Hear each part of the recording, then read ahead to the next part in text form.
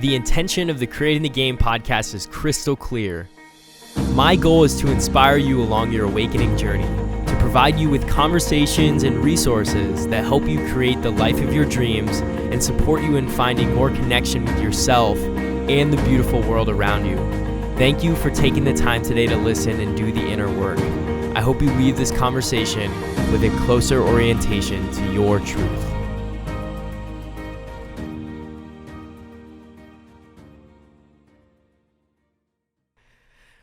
Welcome back to the Creating the Game podcast. I'm super pumped to have you here today, listening or watching. And one thing that I've been thinking a lot about is how I can bring some of the more depth to the show. And I think it comes through in some really amazing conversations, and we'll continue to cultivate those. But I found that, I can actually bring in some of the material from mentors and people who I admire and have learned a great deal from, just by being resourceful and getting clips from them, off the web. So today I want to share with you one of my favorite teachers, and we can go deeper on this concept of intention. So we talked about intention last episode, and I wanted to take it a step further and, keep that idea of intention ruminating in your mind and how you can strengthen the intention that you cultivate in your life. And the way that I've seen intention work best for me is that when I am connected to myself and I go inward, that my intention has a much higher probability of manifesting as long as I'm connected to myself and the source within me. And Wayne Dyer goes into detail about this. And one of the things that he talks about is this quote that he shares, that when you change the way you look at things, the things you look at change. And I'll let him share the insights on what this exactly could mean, but he shares some really profound insights from super, left brain scientists. And I'm excited to hear all of your thoughts and take this conversation of intention a step deeper. So without further ado, here's Dr. Wayne Dyer. And I'd like to share with you here at the opening a couple of observations, a couple of quotes that I came across as I was preparing to write this book. The first of these quotes is from a person who's been a very powerful and important influence in my life. His name was Carlos Castaneda. And Castaneda, particularly in his later books, in his book, The Fire from Within and The Power of Silence and The Active Side of Infinity, he spoke about intention not as something that we do, but as something that we connect to. I included this particular observation of Castaneda's in the writing of The Power of Intention because it was this particular quote that really inspired me to write this book and to produce this program and to be here with you today. And as like everything else in my life, I almost feel as if I'm no longer the one in charge. I don't even know how it was handed to me. And when I read the words, I had them laminated and I wrote them out and I carried them around with me, and ultimately knew I was going to write a book about them, about this idea, and I was going to produce a program about it. And here's what the quote says. In the universe, there is an unmeasurable, indescribable force which those who live of the source, in quotes, of the source, and of the source means sorcerer. Now, not sorcerer in the word, when we think of sorcerer, we think of witches and incantations and all kinds of hocus pocus and so on. That's not what the word sorcerer means. It means of the source, those who live of the source. In the universe, there is an unmeasurable and indescribable force which those who live of the source call intention. And that absolutely everything that exists in the entire cosmos is attached to intent by a connecting link. And then he goes on to say, sorcerers are not only concerned with understanding and explaining that connecting link, but they are especially concerned with cleansing it of the numbing effects brought about by all of the concerns of living at ordinary levels of consciousness. Very important and powerful words to consider. Think of it like this, that everything in this universe was intended here, including you, including every mosquito and every palm tree and every avocado and all of the Rocky Mountains and the oceans, that everything that shows up in the material world emanates from a source. And this source can be thought of as that which intends things into the material world. And the question here today isn't whether or not you are going to be connected to it, because you couldn't be listening to this program. You couldn't be processing what I'm saying here if you weren't connected to this field. This field beats your heart. This field of energy grows your fingernails and grows everybody else's fingernails. I used to say it grows your hair, but I've become a little suspicious of that, you know. But it animates all life. Now, this is one observation, that intention is what I'd like you to think of when I think about the power of intention. Intention isn't about whether you're going to connect to it. You're already connected to it. The question is, how rusty, how corroded, how dirty is the link between you and this field of intention? And sorcerers are those who are concerned with cleansing this connecting link so that you become more and more in rapport with, or in harmony with, this field of intention. And the more you're in harmony with this field of intention, the more you are able to do all that this field of intention is able to do. You are able to create miracles. You are able to heal yourself. You are able to attract into your life the abundance that has been missing. You are able to find the right people and have them show up exactly on time, because that's how the universal source from which all things and all people originated, that's how it works.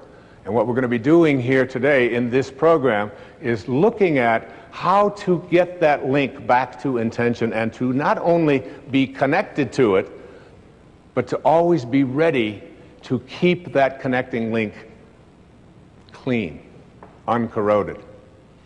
I came across another quote.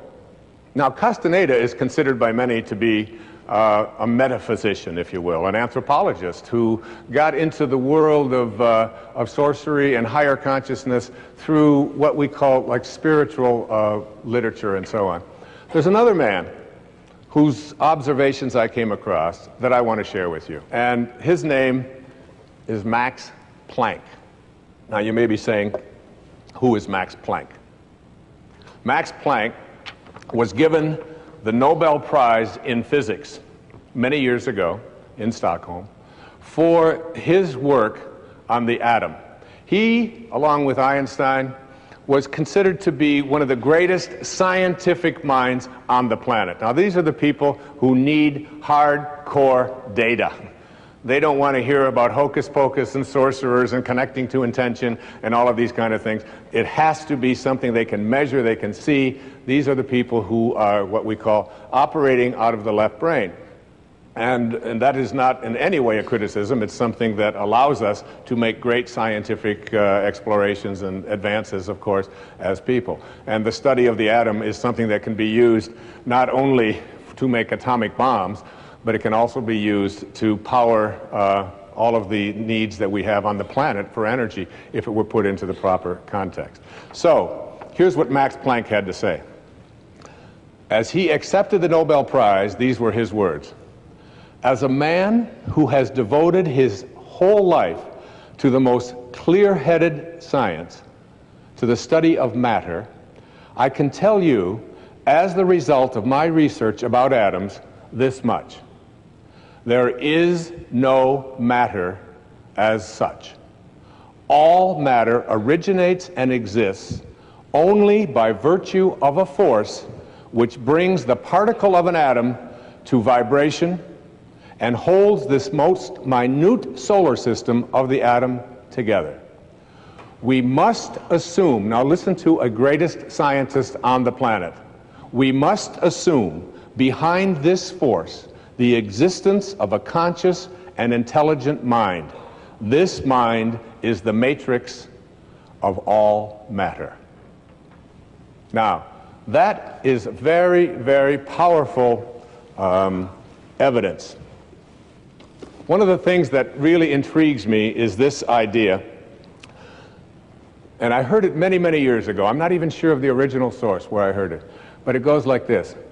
When you change the way you look at things, the things you look at change. Albert Einstein once observed that you have the most fundamental and major decision that you have to make in your life is this.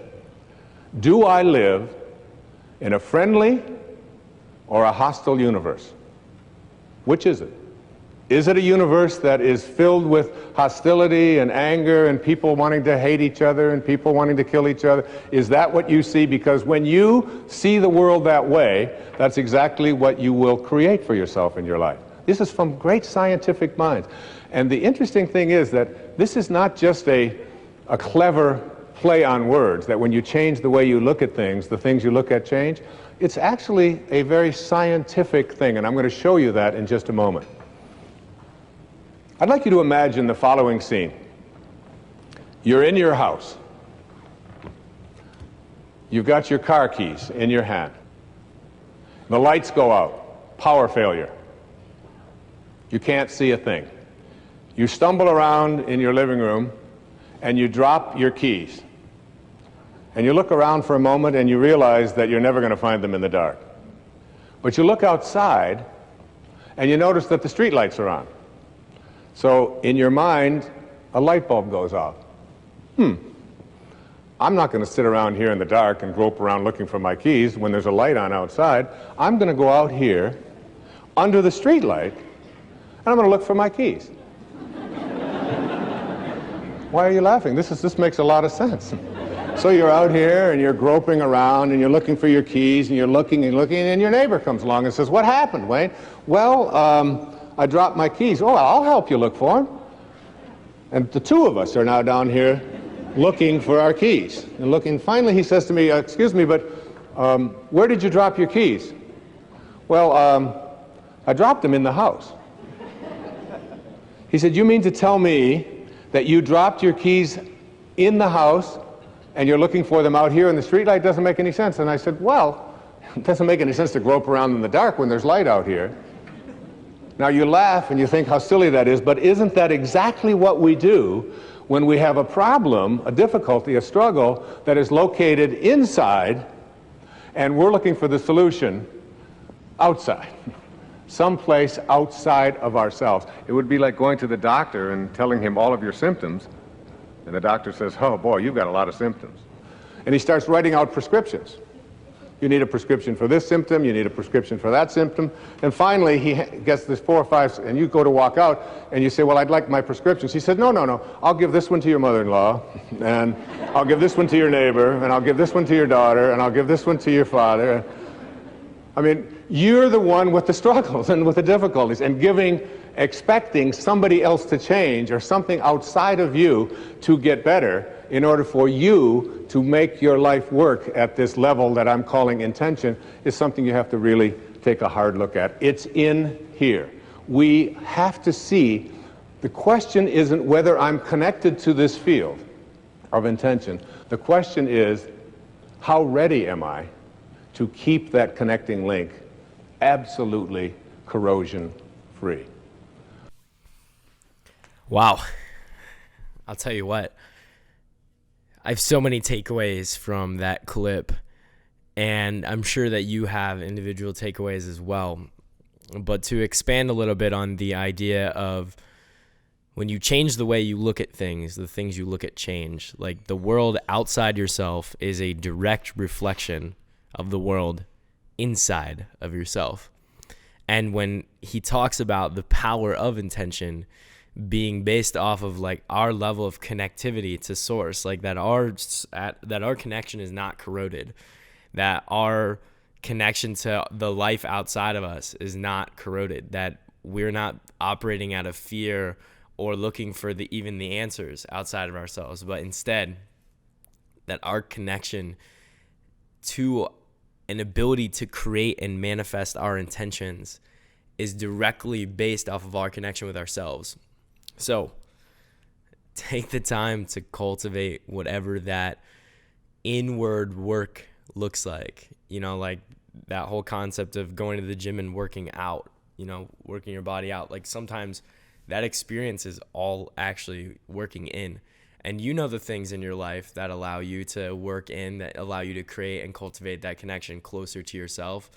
Just be intuitive with it. Enjoy the process.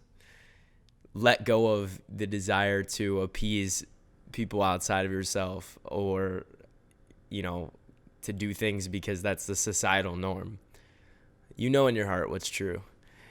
I hope that Wayne Dyer's clip excites you as much as it excites me. I'm so grateful for you to be doing this inner work.